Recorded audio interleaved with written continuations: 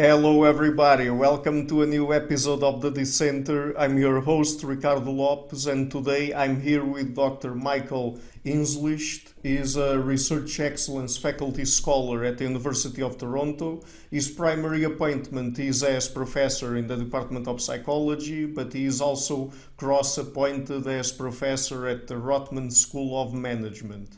Dr. Inzlicht conducts research that sits at the boundaries of social psychology, cognitive science, and neuroscience. His most recent interests have been in the topics of self-control, where he borrows methods from affective and cognitive neuroscience to understand the underlying nature of self-control, including how it is driven by motivation. So, Dr. Inzlicht, thank you a lot for taking the time to come on the show. Yeah, well, thank you for having me. I'm looking forward to our conversation. Okay, great. So, before we get into specific topics, because today I would like to focus a lot on self-control, but before we get into that, let me just ask you, my first question would be a general one. So there's this discipline nowadays of social neuroscience, and I know that your work is focused mostly on the branch of social psychology within psychology. But what are the kinds of insights that we can get by adding a neuroscientific approach to social psychology? Yeah, that's an excellent question. So I will be honest, and I would say my enthusiasm for neuroscience, and especially this kind of interdisciplinary neuroscience approach, has waned in the past few years, mostly because I've been disappointed by, I think, what an understanding of the brain has offered an understanding of the mind, of psychology. So, ideally, what would be happening is by measuring different biological mechanisms, physiological mechanisms, so that could be the brain, but that could be parts of the body too. We could, it's an added toolbox to help us understand how the mind works and how the mind processes various information. And I think there is still great promise, but at least in my 10 or so years conducting work that sits at this boundary, I've been disappointed at the kind of insights that we've actually gleaned from using these more biological approaches. In other words, I'm not sure that we've necessarily learned a great deal more by measuring the brain and the body, at least in my studies and in a lot of studies I've seen, than we would have of using other methods. But that being said, of course, we are biological organisms, so everything that occurs should be at some point manifest in the brain for sure, but also in other parts of the body. So it's important to measure these things and then correlate them with recordings of the mind, whether it be that self-report or behavior, and then look and try to see if we can glean extra knowledge through these extra sorts of recordings. Mm-hmm.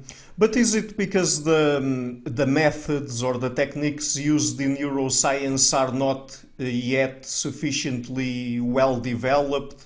Or is it because really the kind of knowledge that we can get from this discipline doesn't really add anything to what we can learn about, for example, a particular psychological mechanism through other approaches?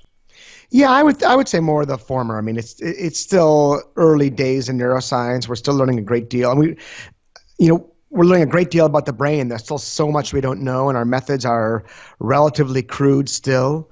And I believe as we gain more and more insight, more and more information about how the brain operates, perhaps then we will have some real insights about how the mind operates. But we're not there yet, and it might not be for a while.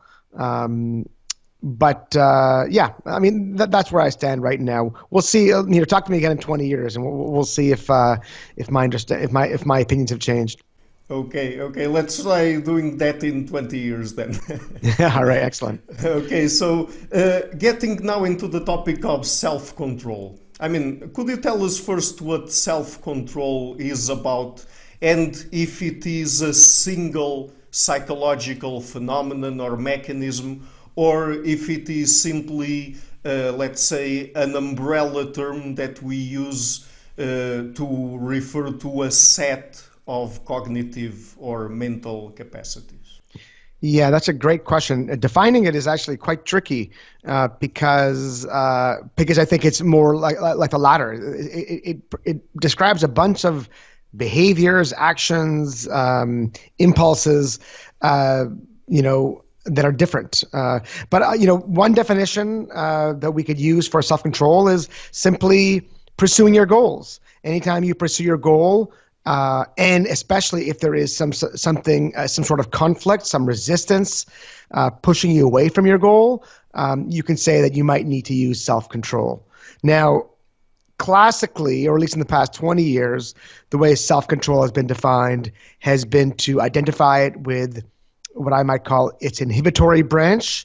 So it's the restraint or the inhibition or the suppression of some sort of dominant impulse that you have at the moment in order for you to reach a long-term goal. So a classic example would be, let's say you're someone who's trying to eat well, eat in a healthy manner, yet you're tempted by all different kinds of foods in front of you. So I know in Portugal, what's very, very popular are these egg pastries. I live in a Portuguese neighborhood in Toronto, so my grocery always has them in the morning, and those are, I don't think, so healthy for you. It might, if I see those in the morning, I might be tempted to eat those. But my long-term goal of staying fit would, work against eating those little pastries. It can be said that I need self-control to kind of push away this desire. But now I think as we thought a bit more about what self-control is and kind of extending the definition, we realize it's more than just this inhibition of a desire. It could also be the initiation of a desire. So you could have, for example, this morning I come to you after having worked out. I woke up, at 6:15 in the morning and got to my workout. And that was me kind of pushing my goal. It's not that I needed to inhibit something, although maybe I needed to inhibit my desire to stay in bed. But beyond that, I needed to also just push forward with my goal. Just do it. Just do my goal. So that could also be an example of self-control. But there's all, you could even go broader. I think the broadest definition really is just, some sort of goal pursuit, especially when there might be some sort of conflicting desire that is there. Mm-hmm. And what about this concept of self-control strength? What is that about? Yeah, so that could be about a number of things. I think it comes to us mostly from this very, very prominent, although now highly controversial theory put forth by Roy Baumeister and his colleagues and students. And the idea here is that self-control is kind of like a muscle. We have degrees of self-control. We've got more of it or less of it. And you can think of it as willpower. So how much willpower do you have? How much strength? How big are your muscles? How big is your willpower muscle? Some of us have more of it. Some of us have less of it.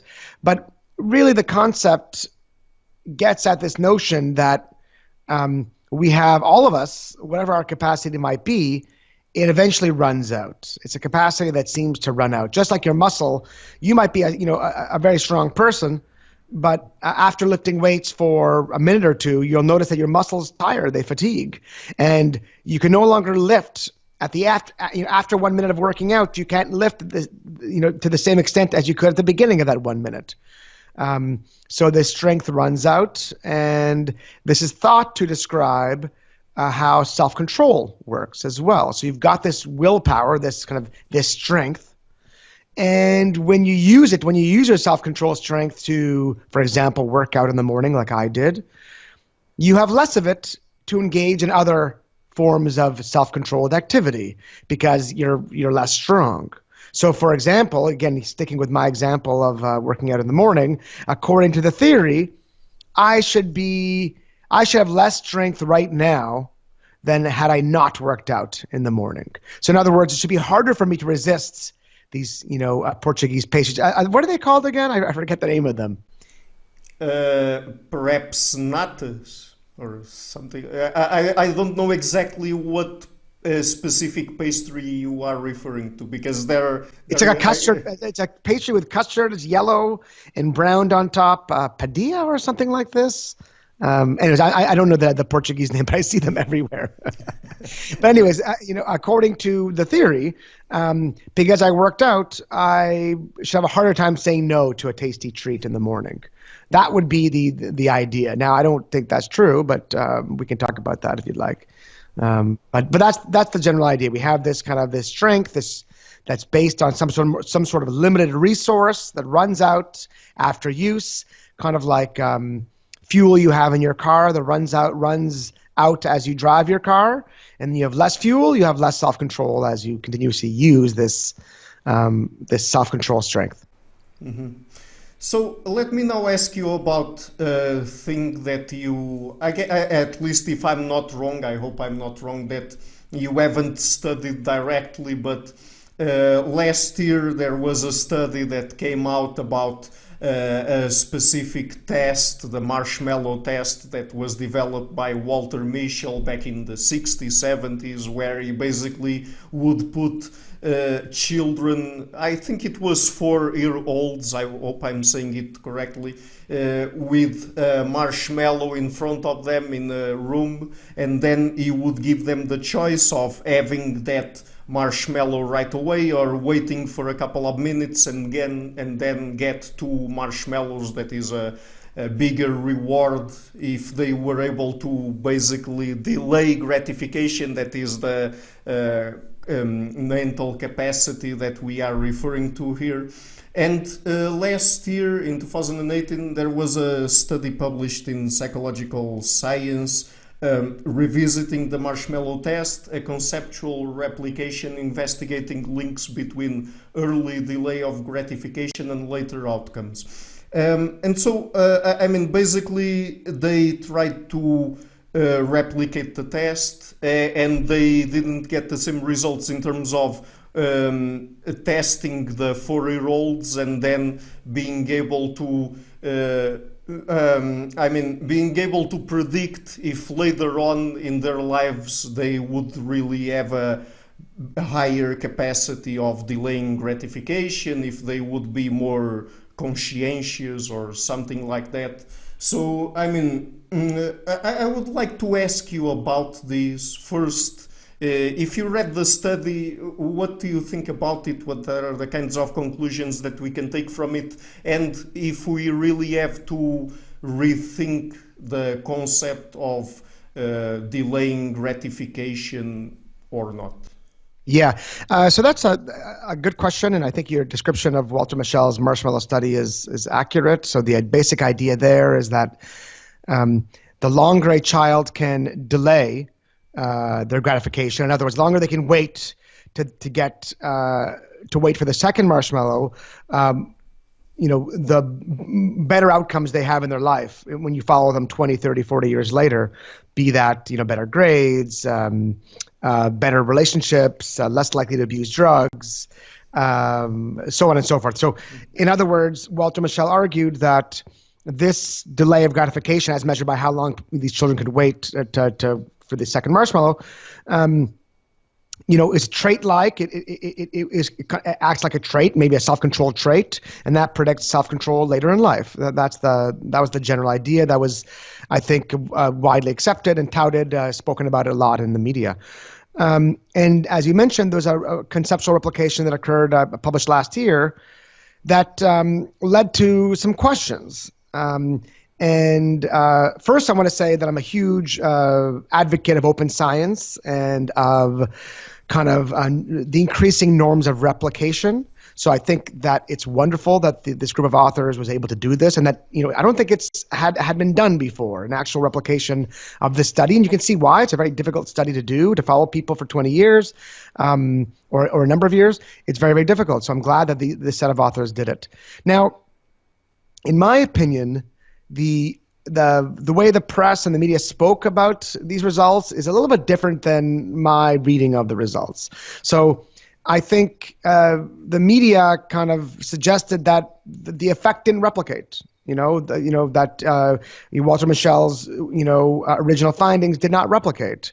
And that's not my reading at all. I think it did replicate it. These authors do find that, in fact, the longer these children can wait in this version of the delayed gratification task, pardon me, did predict not all the same outcomes, but some of the same outcomes, as Walter Mischel found, but with some important differences. Okay, and this is where it gets interesting. The first is that the effect size is much, much smaller. I think about half the size of the original. So it's not as big, or meaning it's not as meaningful or as important as we originally thought, and that's important. So it's not as if you test your child and you follow them, like that's going to predict this massive amount of variance later in life. It's going to predict a healthy amount of variance, but not as meaningful or significant as we originally hoped. So, but that's, I think, still, I think it's still not bad for Walter Mischel's original studies. It did replicate. But now I think what's more interesting is that, this study did not only replicate, it also extended the original findings by measuring other different things.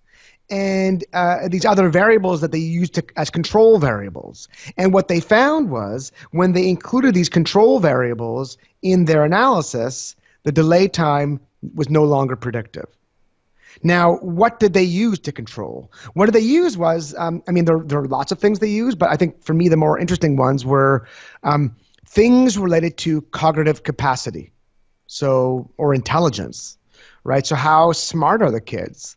And when you control for their actual cognitive ability, and also the other thing they controlled for is their socioeconomic status. Okay, when you control for those two things, the effect seems to go away. So what this suggests is that the reason, or at least one reason, that delay predicts all these later outcomes is not because of self-control per se. It's not because of they have some, again, capacity to pursue their goals, or this strength that is greater than other children's strength. It might have something to do with like how intelligent they are, how they construe future rewards. And it turns out that kids who are smarter at a young age perform better in all different kinds of life outcomes later. That's, I think, very interesting, but it's also something that we kind of knew. Intelligent kids turn out to be intelligent adults, and intelligence is a really, really important trait. And it predicts outcomes more than just school outcomes. It predicts all different kinds of outcomes, including outcomes relating to pursuing your goals. But again, I also mentioned the SES, the socioeconomic status part. And I think that's really interesting. And we already knew, we had hints of this for years now, that this notion of delaying gratification is something that maybe affluent children from well-off backgrounds learn, right? Now, if you're in a less affluent background, a poorer background, waiting is not necessarily wise, right? If you don't know when your next meal is going to come, it makes sense to eat your meal right away, right? And children might learn that. Poorer children might learn that. Richer children might learn that delaying does make sense. And lo and behold, when you follow these children and then they end up being in different kinds of environments, they get rewarded for waiting if they're in an environment where, again, waiting is rewarded, but not so much when they're in a different environment. So it turns out that why delay is important is different than what we originally thought. It might have more to do with cognitive ability, and it might be coding for a socioeconomic status. So I still think Walter Mischel studies are cool and interesting and important, but they're now interesting and important for different reasons. It's not necessarily a story of self-control anymore. It might be more a story of cognitive ability and socioeconomic status. Mm-hmm. So basically, through this study, we gained a more fine-grained picture of what delaying gratification is about, but it's not really a concept that we have to toss out, right? Yeah, I certainly don't think we should need to toss out this notion of delay of gratification. I think actually, if anything, it tells us, so for example, if we had the original interpretation of Walter Mischel's studies, then we should be, working to help children and adults scaffold their self-control, to learn how to delay gratification. That would be a targeted intervention because, these children who were able to delay had all these amazing outcomes 20, 30 years later. So let's improve those abilities. But now if our understanding of why they were so successful later on is about something else. So then now our target of intervention is something completely different. It's not about training people on self-control, but it might be boosting intelligence, basic funding towards education, which we know is a great way to improve intelligence. And that might be the thing to be doing. I think there's a less we can do with socioeconomic status, although there have been lots of steps taken to alleviate poverty, and the world is much less poor today than it was 30, 40 years ago. The targets of intervention change, but it's not necessarily, again, it's not a debunking of Walter Mischel's studies. It's just a kind of an increase, a more nuanced understanding of what he actually found. Mm-hmm. Also, a little bit more recent thing that we had earlier this year in January, I guess, that has also to do with self-control, were the new APA guidelines for psychological practice with boys and men. So, I'm asking you about this because there's a point there, I don't have the text with me here, but where they basically say or imply that repressing emotions might have a negative effect on the psychological well-being of men and boys. And these guidelines have had a lot of backlash against them from psychologists, academic psychologists, people even like Steven Pinker and others.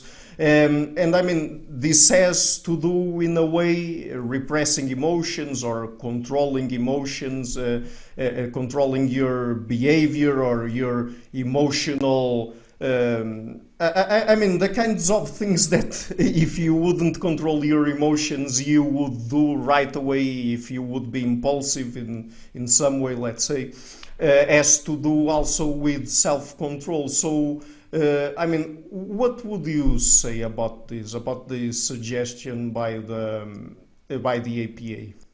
Yeah, so this is, I guess, about a year ago, they put out these guidelines for how to treat men and kind of guidelines for masculinity. So I have mixed feelings about it, to be honest. I think the intent was positive. I think it's good that we have guidelines for how to treat men and we do. I think men and women are different and we have different psychological makeups, and it's important to learn about these differences and be sensitive to these differences. I think where they went overboard is they were too quick to align traditional notions of masculinity with what they call toxic masculinity, kind of a bad form of masculinity where there's bullying, kind of locker room talk where you're denigrating other people and as a man myself, I've witnessed this and seen this, and maybe I've even engaged in it. So I understand there are some negative elements to being a man, but at the same time, I think we need to respect that men and women are different for different varying reasons, and I think it's okay to be a man. I think it's okay to some of the ways that we are perfectly acceptable. And I think what you're trying to talk about specifically is this notion of, I guess the APA task force criticized this notion of repressing emotions, and emotions are not necessarily a good thing.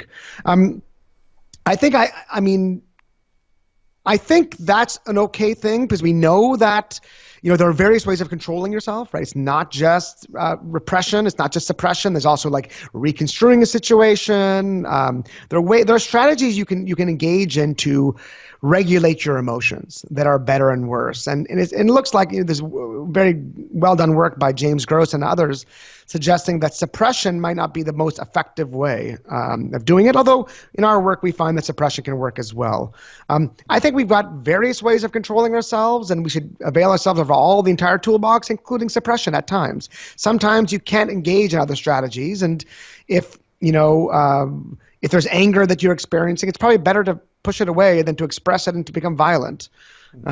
So if there's some, broad critique of suppressing emotions, I'm not sure I'm on board on that. I'm bored with that. But I think it's probably wise to be thinking about various ways you can be regulating your emotions. That might include suppression, but might include reappraisal. It might include changing your situations. There's various ways you can control and regulate your emotions that don't involve this kind of pushing it down, which can be at times unhealthy. Mm-hmm. So you're not completely against this bit of the guidelines, but you say that perhaps there are other ways of controlling your emotion. I mean, your emotions, you don't need necessarily to suppress or repress them. Yeah, like I said, there is, I mean, I think the guidelines picked specifically on repression and suppression. And I think Steven Pinker in this quote of his was lauding the fact that men would push down their emotions, and that's he's very much in favor of he's been documenting how the world has gone better and how we're much less violent now. So if men suppress their violent urges, that's not a bad thing, and I agree with that. But I would say there are many tools at our disposal to regulate our emotions, regulate anger specifically, and suppression might not be the best tool at our disposal. We have other tools at our disposal that might be better. Now, there are times where you have no choice. You're faced with a situation where someone is being very aggressive towards you, and you can act out in anger and be violent, and no one's going to win there. No one's going to win in that confrontation. There's going to be a fight. People are going to get arrested. Maybe people will get seriously hurt. There's no good outcomes there. And if in the heat of the moment, all you can do is just push away your anger, that's probably a good thing. And I'm not sure the APA should be, telling men not to do that. But I think the APA, in picking on control, there are other ways you can control yourself, and that's just one. And it might not be the best way, but sometimes you have no choice and you got to do it. So I certainly wouldn't tell people not to do it. Mm-hmm. And since we are talking about emotions, probably I should have asked you this question earlier when I asked you what is self-control and if it has several different components or not. But isn't it the case that there are aspects of emotion and cognition associated with self-control? Yes, definitely. I think there is this very, very old idea. The ancient Greeks would talk about, two kinds of ways of being. You got, or Descartes famously talked about, kind of a rational mind, an emotional mind, an animal mind, and a rational mind. And you see that, the Greeks talked about this as well.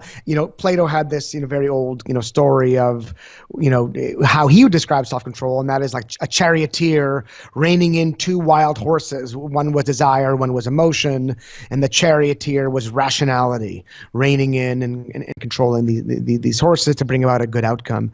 And that kind of pits rationality, it pits self-control against emotionality. And I think that's kind of a silly way of viewing things. I think everything is emotional. Everything is emotional, and everything is rational and cognitive.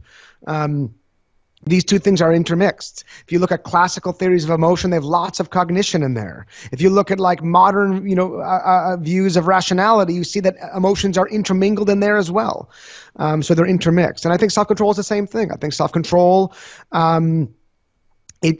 sometimes we need self-control to tamp down emotions, kind of like, a Plato's charioteer. And that, again, we're going back with, I have an impulse to eat this delicious Portuguese tart, and I need to restrain it. That's the charioteer pushing away.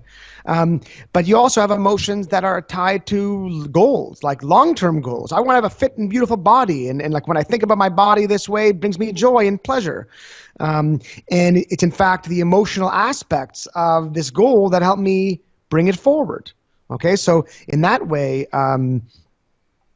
self-control can be kind of shaped by emotion. Another way it can be shaped by emotion is it turns out that people who are particularly conscientious, people who are good at self-control, they are guilt-prone. So they experience lots of what we'd call a negative emotion. Now, they don't necessarily feel more guilt. Mm-hmm. And that's because they avoid situations that they know that they will feel guilty about later. Okay, so you can see here, guilt is an emotion that's preventing them from doing things that they will later regret. Okay, impulsive people, maybe they have kind of these emotional attachments to certain kinds of things in their environment, and they act on those emotions. But then we can see emotions kind of leading one astray. But afterwards, they might feel guilt and regret, and that might then teach them not to do that next time and to prevent them from doing it later on. So we can see that emotion is not good or bad. It's part of the cocktail of processes that help and hurt us from reaching our goals. So I think self-control is a deeply emotional process, and it's also deeply emotional at a more fundamental level. Often we think of self-control as kind of involving conflict between a long-term goal and a short-term kind of impulse or temptation. When we kind of realize that we've got this conflict, that brings up negative affect, brings up negative emotions, tension, anxiety. And actually, the more we're responsive to the tension, the more we're awake to the fact that we've got conflict. And the more we can potentially do something about that conflict. So at multiple levels of analysis, and this is where actually I've done a lot of work, brain work, where we see that there's one part of the brain called the anterior cingulate cortex. And this is a really beautiful paper written by Alex Shackman in, I think it was 2011, highlighting that this part of the brain seems to be sensitive to many things, but three classes of things. One is negative emotion, one is pain, and one is cognitive conflict. Okay, and which suggests these things are related. They might be connected. When we experience conflict, it might be kind of psychologically painful and might evoke negative emotions. And again, to the extent that we're awake to those emotions, it means we can do something about it. If we're not even aware of those emotions, if you're kind of sleepwalking through it, you're an autopilot and you can't engage in control at all. So really, even at a deep level, control is an emotional process. It's kind of silly to think of it that it's not. Mm-hmm. Well, I don't know if this has any sort of direct connection with that, but there are even those studies that people like Antonio Damasio did, where, he worked on patients that had a condition. I can't remember the name of the condition, but basically the connection between their prefrontal cortex and the limbic system was severed. And so, just to oversimplify it a little bit, let's say that they didn't have the emotional input when they had to make some sort of decision, and so they were perfectly rational if they were talking about an intellectual topic, for example, but when they were asked to make decisions and when they were out living their lives and going to work and things like that, they would completely mess out their lives because they wouldn't be able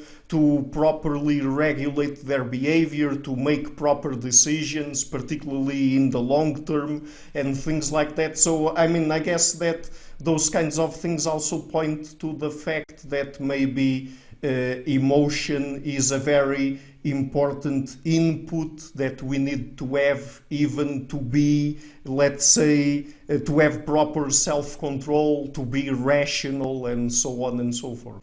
That's right, yeah. So I was deeply influenced by Antonio Damasio's work on this. Now, he was really talking about it in the sphere of decision-making, and that even quote-unquote rational decision-making is influenced by emotion. When you have this kind of the disconnect with your, the way your body is sensing things and the way your mind is coding things emotionally, you end up making poorer decisions. And I think there's actually more of a connection there with self-control than I originally anticipated, because more recently, Elliot Berkman and Sandri Hutcherson and myself and others, we've started suggesting that self-control might be not that different from decision-making. It's a form of decision-making, where you kind of put weights, you do a cost-benefit analysis to the various choices in front of you, and whatever has more weight, and by weight we mean value, and the value you get is by the reward quality you anticipate from it, how emotional to some extent it is, the more likely you are to do it or not do it. So I completely agree with Damasio's take here that emotions, not only are they important in coding the value of our various response options, they get us off our seats, right? They motivate us. So people who've got, lesions, for example, again, in this anterior cingulate cortex, they seem to be okay in certain, let's say, cognitive tasks that seem to be about regulating conflict, but they seem amotivated. They don't seem to be able to motivate themselves as well. They can't get up and kind of do the things they want to do, including pursuing their goals. And again, if we define control as simply pursuing your goals, especially when there's conflict, well, you need something to propel you off your seat. And again, this propelling off your seat is a deeply emotional process. Mm-hmm. Right. So you've already talked a little bit about this, but could you tell us more specifically what are the kinds of life outcomes that good self-control is associated with? Oh boy, it's you name it. There are so many. So Walter Mischel has done some of this work, as we mentioned. Trying to remember all that he listed, but I think it was SAT scores, whether you go to university or not, your relationship satisfaction, using and abusing drugs. But I think probably the best series of studies on this was done by Terry Moffat, who has this follows this group of when they started, they were young kids in New Zealand. I think there were in the thousands. I'm not sure how many, but quite a pretty large sample, and been tracking these kids for decades now. And those kids who were reported to have more self-control as children had, a dramatic increase in positive life outcomes in practically every domain that was examined. And not just that they have better outcomes, the relationship between their self-control as young children and their outcomes as adults was linear, right? So the more they had it as kids, the more they had it as adults. It wasn't like an on or off thing. So the outcomes were things like how much money they had in the bank, whether they were in debt or not, whether they were convicted of a crime, whether they were a single parent or not, their health outcomes, their mental health outcomes, again, the status of their jobs. So all these various things that, again, seems wonderful. Now, I think one of the lessons we learned from the Walter Mischel study is it might be important to have some good control variables in there. So is it possible that what we are calling self-control in children is something else? Is it possible that we're actually getting at, maybe as well, we're also getting at intelligence? Mm-hmm. And then that would make sense that it'll predict all these things later on. Now, I don't think it probably is all intelligence. I think there probably is something for dispositional qualities. We know this because there are studies, not the studies I just mentioned, but there are studies of trait measures of self-control or conscientiousness and measures of intelligence. And we know that conscientiousness still predicts important life outcomes even after you parse out intelligence. So it's not just intelligence, but intelligence is clearly going to be a factor there as well. Mm-hmm. It's interesting that you refer to intelligence because some of the life outcomes, at least that you mentioned, they reminded me of the same kinds of life outcomes for people with high IQ. Yeah, absolutely. I mean, and I think the connection between intelligence and control might be deeper than I initially anticipated. And maybe we can even think of intelligence as a kind of control, right? I mean, so some classic cognitive measures of what people call executive functioning or cognitive control. So these are tests that maybe some of your listeners or viewers might be familiar with, like the Stroop task or the stop signal task. These are kind of these low-level tests that were developed many, many years ago. They're used often for patients who've experienced traumatic brain injury to see to what extent they're cognitively impaired. And when you kind of measure a bunch of these measures and factor analyze them, it turns out that one of the latent variables that emerges from these measures relates to IQ. And IQ might be it kind of makes sense because these tasks get at the speed of mental processing and it gets to some extent at the accuracy of your mental processing, and that doesn't sound that different from intelligence. So how quickly can you process information, and how accurately are you processing information? That might be one facet of intelligence. And again, maybe we shouldn't be so surprised that this predicts some important life outcomes later on. Mm-hmm. Okay, so you've already referred to this a little bit, but is it possible to improve self-control? Are there any strategies or interventions that are proven to work, for increasing self-control, and perhaps trying to put aside for a minute that situation that you already mentioned about improving the socio-economic status of people, because that obviously is a factor. But I mean, if we have children or adolescents or young adults, let's say, are there any interventions that we can make to help them if they have low self-control? Yeah, that's a really, really important question, and something that's I've been thinking about a lot. And the answer is no and yes.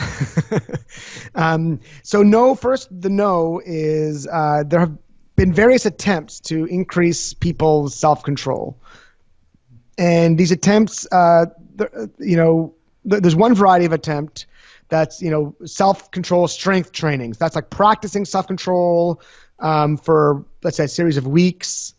So, for example, if you're right-handed, using your left hand for as many different things as you can. That involves kind of breaking a habit and kind of reminding yourself. And maybe by doing that, and if self-control is kind of a global thing, if self-control is something that if I'm good at one form of self-control, I'm good at another form of self-control, the idea there is that by practicing one, you not only get good at that one thing, you get good at self-control more generally. And while there were some initial positive studies, we've now learned painfully that a lot of the psychological literature is unreliable and not replicable. And when we conduct modern meta-analyses of these sorts of studies, the effect of this kind of self-control training is either really small or non-existent. So I don't have much hope. I myself am an co-author, I should say, of a paper where we think it's the best, most rigorous test to date of this kind of idea, and nothing. We didn't find any improvements whatsoever. We did find some minor improvements with well-being. So people who did this kind of practice felt a bit better, at least in one dimension. We can't really explain why, and I would want that to be replicated before I kind of told people too widely about it. But I think the broader message is it doesn't work. There's another form of training that's similar, and this one is, I think, much more nefarious, because scientists were so excited by these ideas, they started selling them, and companies started forming created by scientists to sell these ideas. And some of these companies are, huge, multi-million-dollar companies. So there's a company called Lumosity, for example, that sells something called brain training. Okay, and there's a bunch of companies. There's like probably a dozen or so companies, but the idea for these companies is all the same. You practice a form of control. Now, the form of control they encourage their clients to practice is low-level executive function tasks, kind of like those tasks I just mentioned, like a Stroop task, a go-no-go task, a stop signal task. They're glorified. They're prettier. They're nicer, but they're essentially those kinds of tasks. And they practice this for a series of months, and the companies promise all different kinds of things. But I believe the companies can no longer promise these things because they were sued, and there's no evidence that, in fact, they can do what they promised. They promised that they would increase memory, they'd improve control in all different kinds of respects. It turns out, and I think the idea made sense, and it makes sense that people would pursue it. And I think, it's fine that we have wrong ideas eventually. So I don't hold anybody, other than the false advertising. I don't like that aspect, but they honestly thought it would work, and it doesn't. But what they did find is when you practice the Stroop task, you get really good at the Stroop task. And you might get good at like tasks that have some feature similarities to the Stroop task. But no one cares about the Shroop task. No one has a life goal to be good at the Shroop task or tasks like it. Instead, they want to be, I want to lose weight. I want to have, iron self-discipline. That's what they want. And that would be the technical term for this is, far transfer. So transferring from practicing on one task to a related or thought to be related task. And there's no evidence or very little evidence that there's any far transfer. So zero evidence there on the two things that have been the most hopeful. Now, where's my yes? That you can improve self-control coming from, and there I would say it's not so much that you can, let's say, improve globally your self-control, but I think you can engage in various kinds of strategies or life hacks, if you want, that can help you achieve your goals. I think there are things that you can do. So, for example, and Angela Duckworth, who is someone who I admire a great deal and has done really good work in this area, she's talked about various strategies that people can start learning. So, for example, one strategy that I use regularly, and I feel like it helped me a lot, is something called pre-commitment, and that is before you face the temptation. Whatever the temptation might be, you commit to a course of action and you can't escape that commitment. That doesn't work for everything, but it worked for something. So, for example, I have a problem with social media. I feel that I'm addicted to it. I just can't stop checking it, and I actually don't like most of what I do on it. I find it a waste of my time. So I don't want to. My goal is to not be on social media, but it's hard for me. And I work on a computer all day, and it's very easy just to click an icon, and there you got it. There's my Twitter feed, and I can just be on there all day. So what I do instead is I pre-commit to not being on it, and I have these apps that lock me out of social media at preset times. That's at a scheduled time. So for right now, for example, I can't go on social media right now on any of my devices at my house because I've locked every single one down. So that was a way. It's not me controlling myself. It's an app controlling myself in some way. I've kind of offloaded self-control onto an app, but it's very, very effective. So that could be one thing you might do. There's something called situation selection, where you modify your situation so that it doesn't contain the things that you find tempting. So, for example, if food is your goal, eating well is your goal, and you're tempted by certain kinds of foods, well, don't have those foods around in your house, or put them up in places where they're hard to reach or not visible. That could be something you can do. We know that effort is costly, that people don't want to engage in effortful things. So make the healthy choices in your life easier, right? So, for example, I know that some people denigrate and they talk poorly about these little baby carrots that you can buy in the store because they're, the recycled carrots. They're actually not baby carrots. They're the center of the carrots. Well, guess what? They're in a bag. All you do is rip open the bag and you've got a healthy treat right there, as opposed to having to open a carrot, peel it, chop it, etc. That's much, much harder than opening up a bag of chips and just eating the chips right away. So there are various things you can do, strategies, tactics that you can engage in to maybe not improve your self-control more globally. And I think that might be wrong-headed, and that might be very, very hard to do. Although it's possible. And I'll tell you about one last thing about how that is. But I think the more successful things are finding strategies to help you meet specific goals, right? I think we might need to stop thinking more globally about self-control and think about, how do I achieve this goal? How do I achieve that goal? What can I do in my life to structure my life such that I can achieve these things? That, I think, is the better way of going at things. Now, there's one last thing I want to talk about, and this is, I think, speculative, because I don't think we've conducted, I know we haven't conducted enough modern research on the topic. There's older research on it, but I'm not sure how much I trust it. There's some research coming from the 70s on a topic called learned industriousness, and that's this idea that we can learn to like effort. We can, or at least if we can't like effort, we can dislike it, or we can find it less aversive, right? So we might not find it positive, but we'll find it less negative.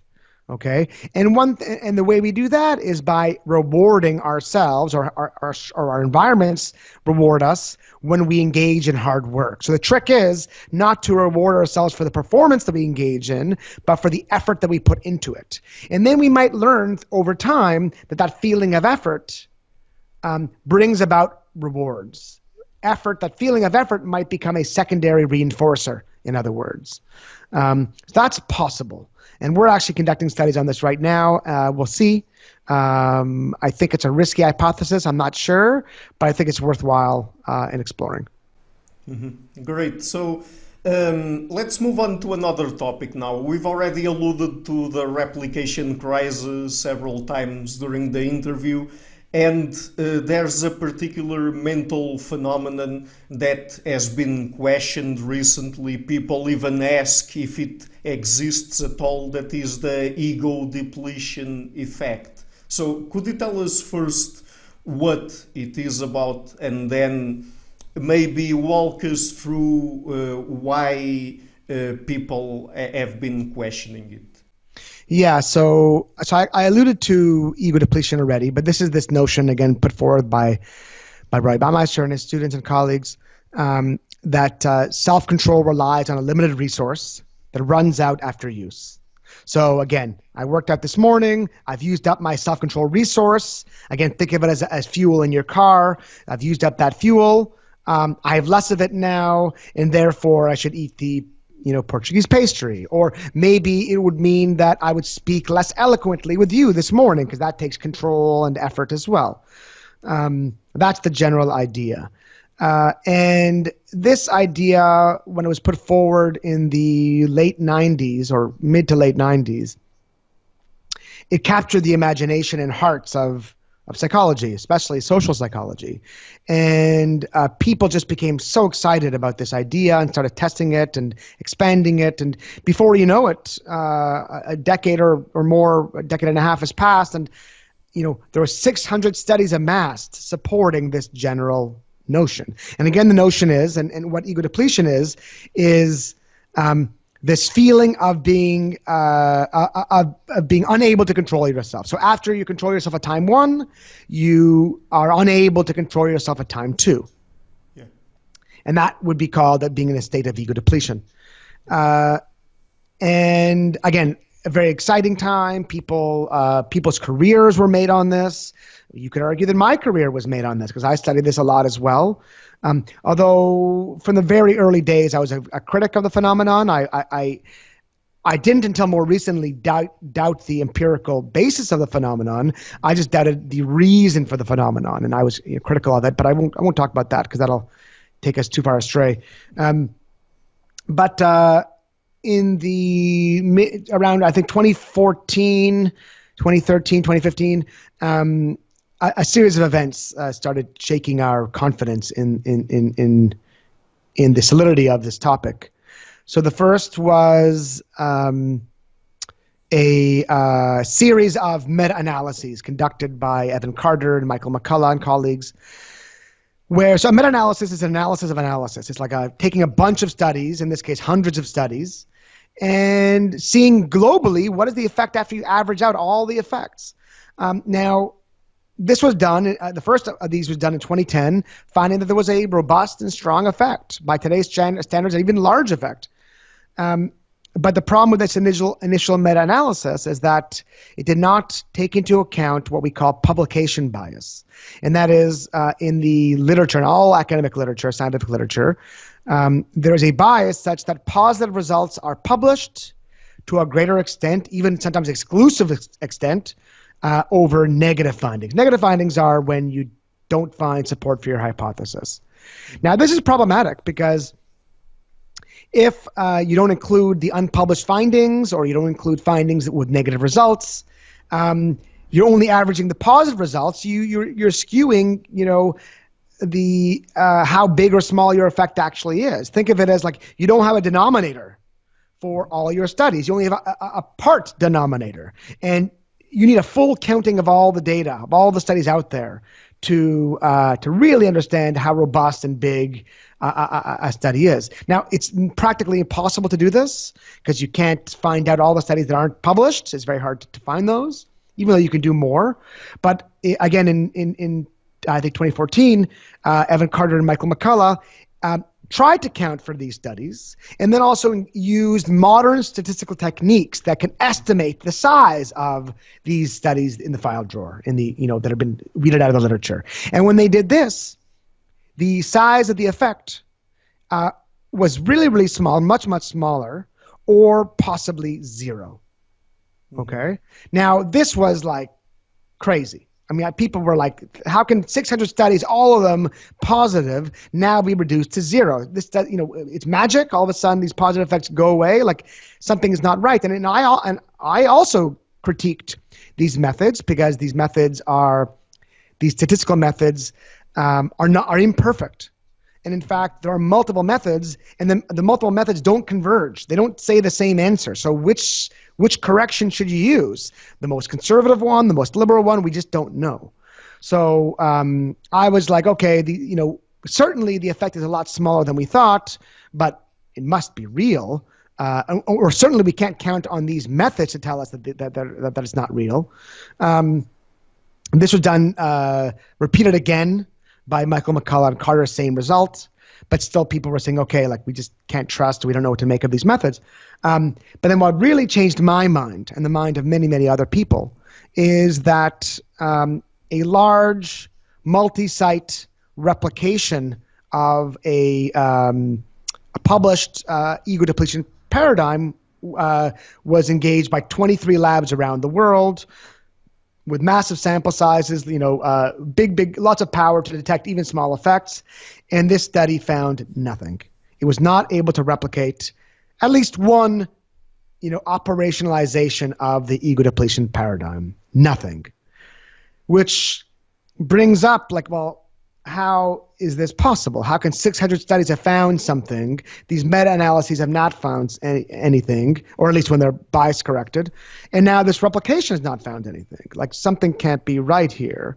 And I should say that there have been other replication attempts since with largely the same results on an inability to find an effect. I've been working in my lab for 3-4 years using these standard protocols and not been able to find the traditional kind of view, the traditional effect. Now, I have found some things. There are some interesting things. I think soon, hopefully, they'll be published. And I don't think the phenomenon is completely dead, but it's very different than what we originally thought. And in fact, I don't trust any of the 600 studies, including my own, that are out there, given what we know about how psychology was conducted before we had this kind of awakening, this kind of replication crisis awakening.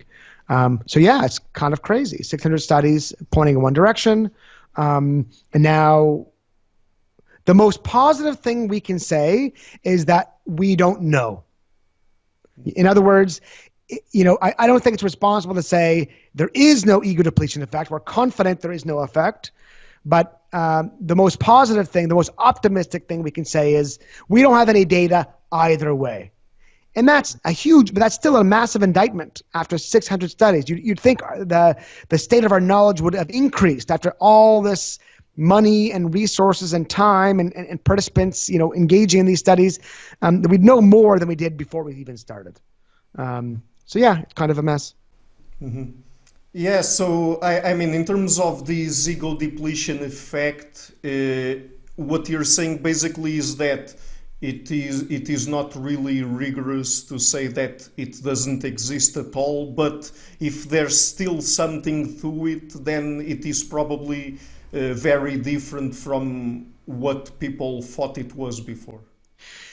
Yeah, I mean, so I might have conflated two things there. So I think, not talking about my work for the moment, if you just look at the meta-analyses and the replication, the multiple replications, and there's going to be some more coming out, also high-powered, eventually, essentially showing a zero effect.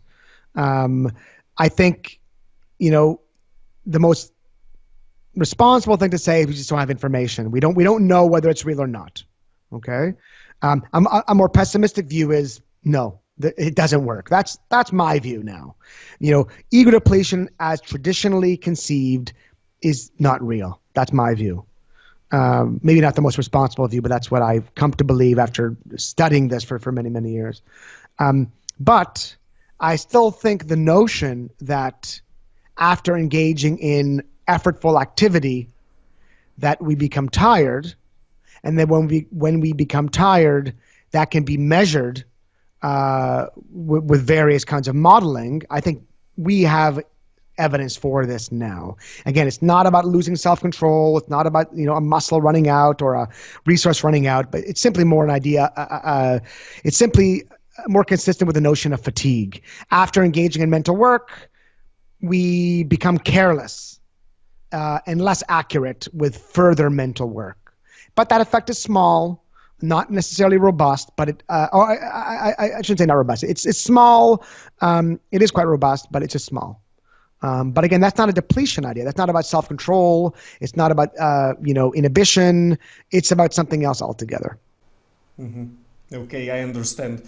So, I mean, we've been talking a lot about people's performance, and there's another factor in social psychology that people have explored a lot over the years that has to do with how threatening environments might affect people's performance in certain tasks, like, for example, taking a test and being reminded beforehand, and I guess that we can call this stereotype threat, that people are part of a particular group that, for example, is lower in IQ, or if they are, for example, females, and they are reminded that of the stereotype that females are not as good at math or science as boys or men, and then they take the test, and that has a negative effect on their performance. That's one example. There are probably others.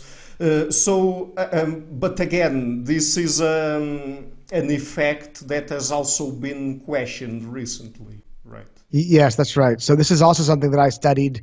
The first part of my career, I studied this. This is my dissertation topic. I edited a book on stereotype threat. And it's something that I was very passionate about for many, many years. Now, I kind of left this area. This is pre-replication crisis, more just because I've been studying it for 15 years and I was moving on to other interests. But so let me first describe the phenomenon, and then I'll kind of say what my opinion is on this data. So I think your description is accurate. The notion here is that when someone belongs to a group about which negative stereotypes exists, becomes aware that the negative stereotype could be used in that context to judge their performance, they may become nervous. And when they're nervous and anxious, they might perform a little bit less well, right? So let's use an example here. So there's a stereotype that women aren't as capable in math and science as boys and men. So now a woman is called up in her university classroom to answer she's in a math classroom, and she's asked to answer a question on the board. I think everyone will be nervous in that situation. You want to get it right. You don't want to look stupid.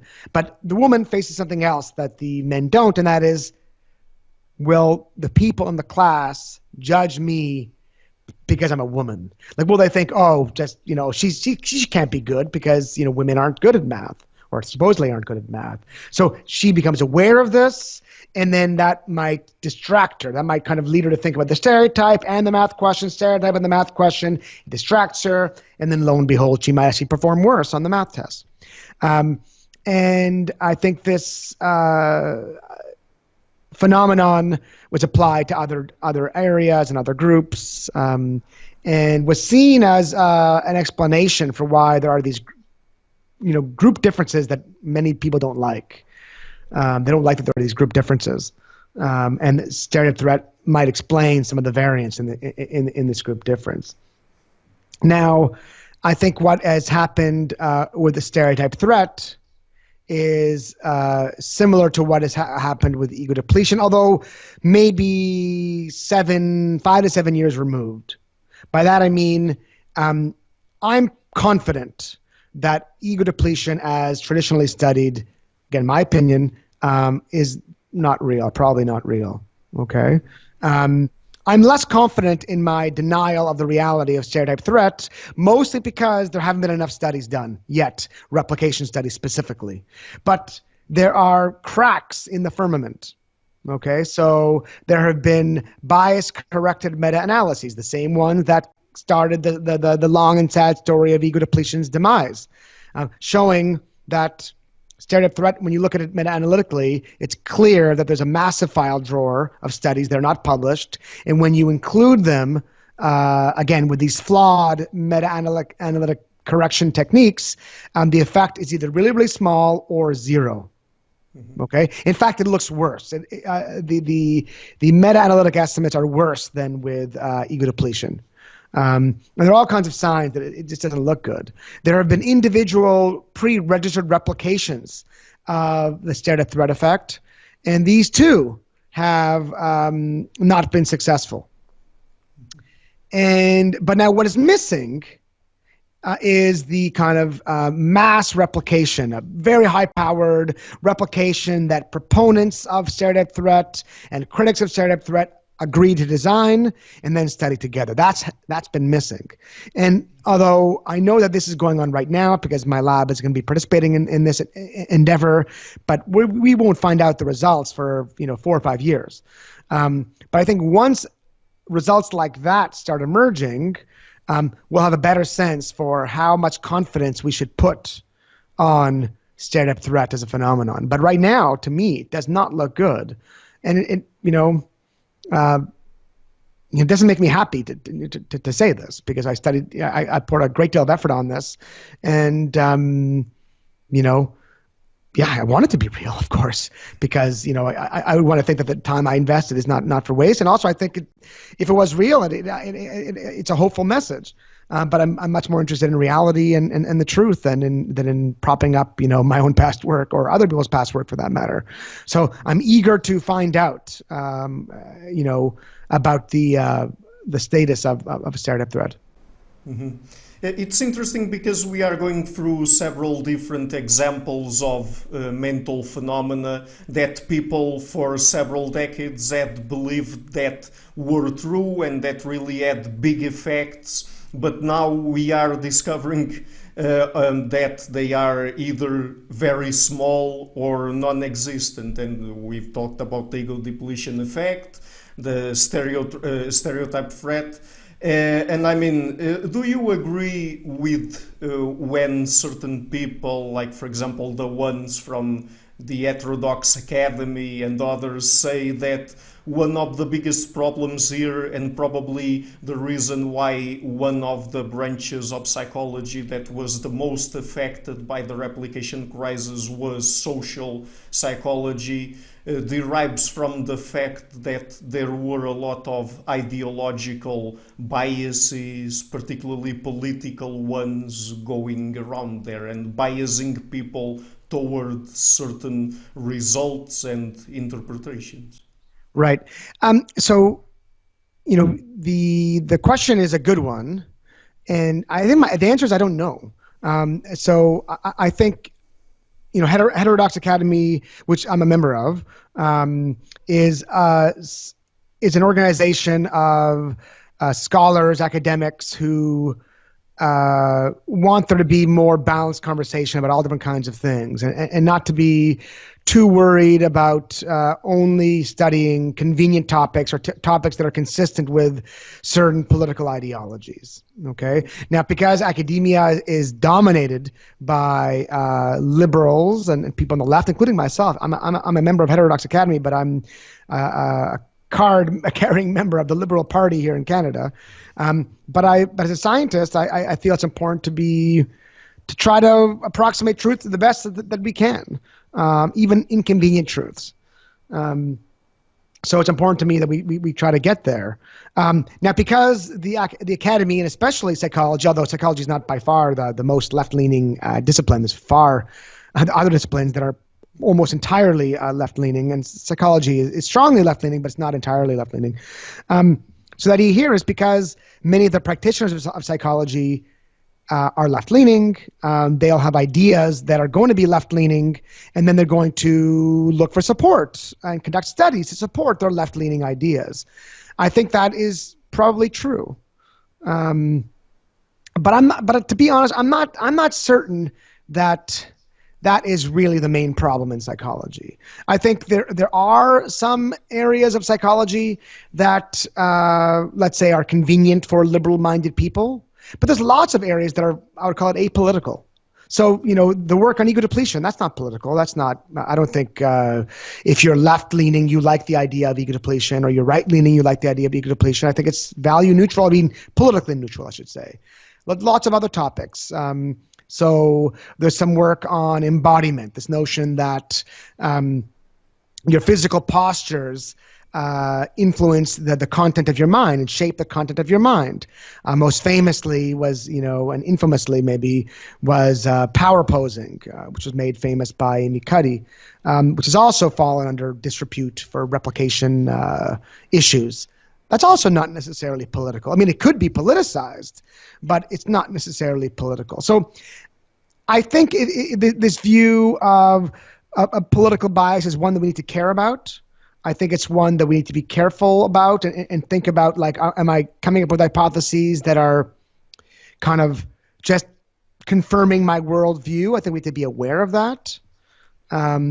But I do not think that's really the source of our problems. I think the source of our problems are much, much more fundamental. I think the source of our problems are, the use and abuse of statistics. I think it's the fact that we I actually think it's possible that, you can find evidence for practically anything. If you using science the way we have been using it, you can find support for anything, even outlandish. I mean, Daryl Bem found support for ESP, right? He found 9 studies of support for ESP. Again, that's not a political topic. At least I don't think so. That's the problem. It's the problem that using our standard protocols, we can find support for ESP. That's the problem.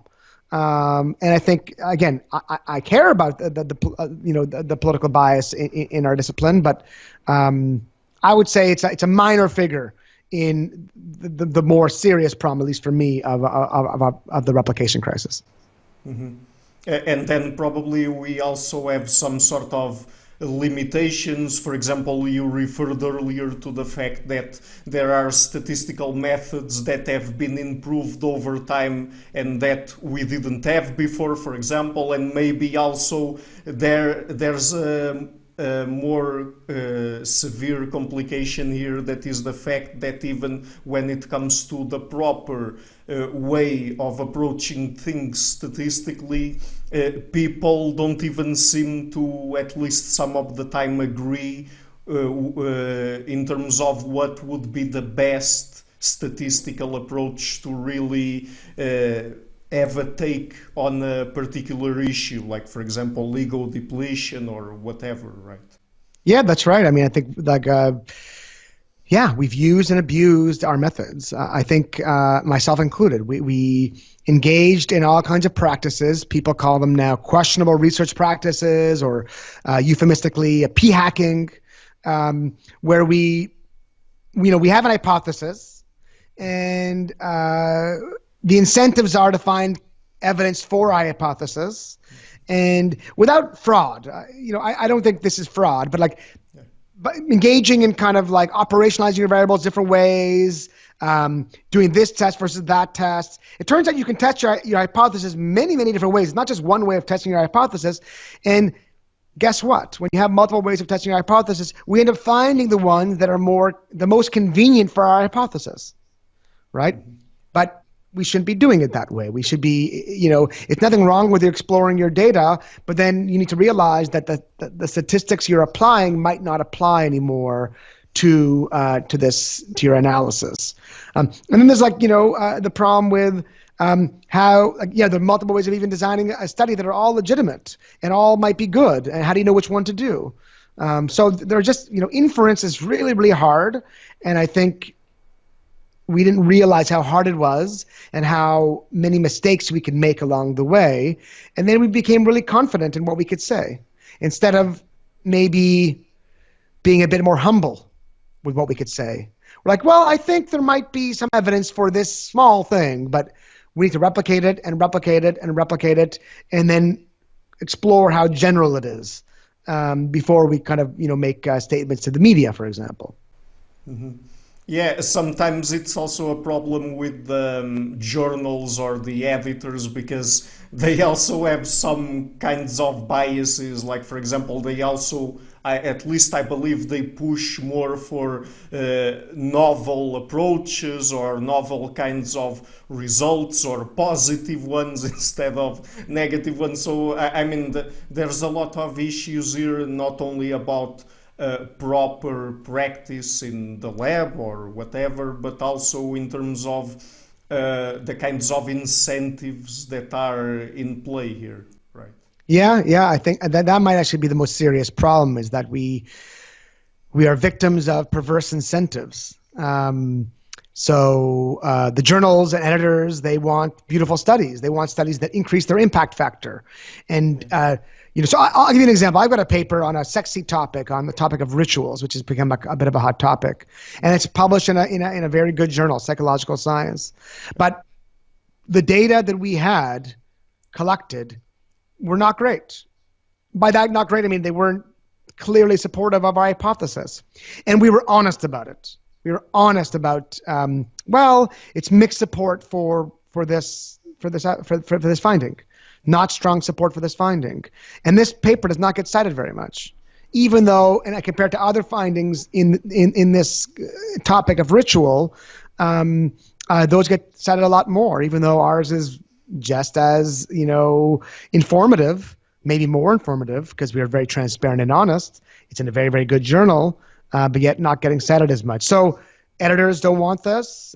Journals don't want this. When you get faculty, when they get evaluated each year, some committees, they evaluate them on your impact, how many citations you have. So your committees won't like this. Maybe you get fewer grants. So there's, all the incentives are not aligned to the truth. They're aligned to getting publications and high impacts, highly cited publications. And that's not aligned with approaching truth. It's aligned with advancing the career of a scientist, or advancing the impact of a journal, or the impact of a university. Mm-hmm. Right. Okay, so Dr. Inzlicht, we've already covered a lot of ground today. I think I have probably one or two more questions, but we've really already gone through a lot. I mean, would you like about this specific topic of the replication crisis and all of these problems that people have in psychological science, in terms of practicing it, in terms of publishing and other aspects like that. Just before we go, would you like to leave any final message about that? Say something that you haven't referred to yet, or something like that? No, I mean, I think if your listeners are interested in the replication crisis and the kind of the upheaval in science and psychology more specifically, there's lots of places you can go online to find information. I hope you don't mind. I've got a podcast. It's called Two Psychologists, Four Beers, that I host with Yoel Inbar, and we discuss the replication crisis a lot. And you can find some episodes where we discuss this if you're interested. Mm-hmm. Right. And any other places on the internet you would like to make reference to where people can find your work? Yes, I've got a website, so www.michaelinzlicht.com. It's Michael, MichaelinZlicht.com, and you can find all my papers and media appearances and what have you. If you're interested, you can find me there. Okay, great. So it was again a real pleasure to have you on the show, and thank you for taking the time. Thank you for having me.